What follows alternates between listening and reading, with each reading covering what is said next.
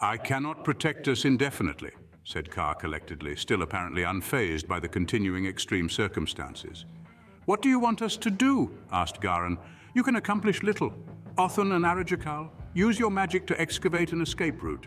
He replied without redirecting any attention from the maintenance of his virtually impregnable azure bubble of protective energy. Othon knew a little earth magic.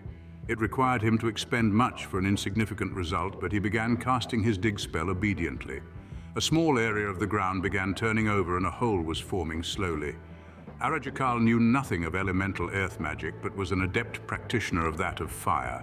He began incinerating a tunnel through the soil, clay and rock. Hundreds of cluster bombs were skillfully delivered onto the humble location in that short engagement. Thousands of explosive fragmentation shells were discharged, along with scores of rockets and missiles. Carr was almost at the point of physical collapse before the party entered the relative safety of the newly burned tunnel that facilitated their evacuation. Arajakal found that the ground concerned was conducive to magically melting away. Combined with the peak level of concentration he was producing, this meant unexpected and exceptionally rapid progress was made. The next waves of combat aircraft were approaching. Masses of heavy infantry and armored war machines were swarming in like a maelstrom towards them.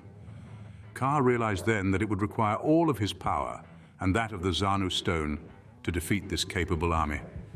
He lowered the dome of pale sky blue energy as the last of his subordinates scurried down and away. Soaring upward, Carr surveyed the scene. Artillery was still firing, but more sporadically now as the main force was closer to its objective.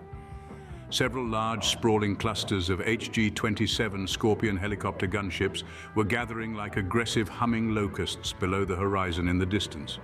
A daunting attack wave of at least 50 HS-33S was approaching on a treetop bombing vector. Complete divisions of tanks were generating salient clouds of blue dust, which almost encircled the entire horizon.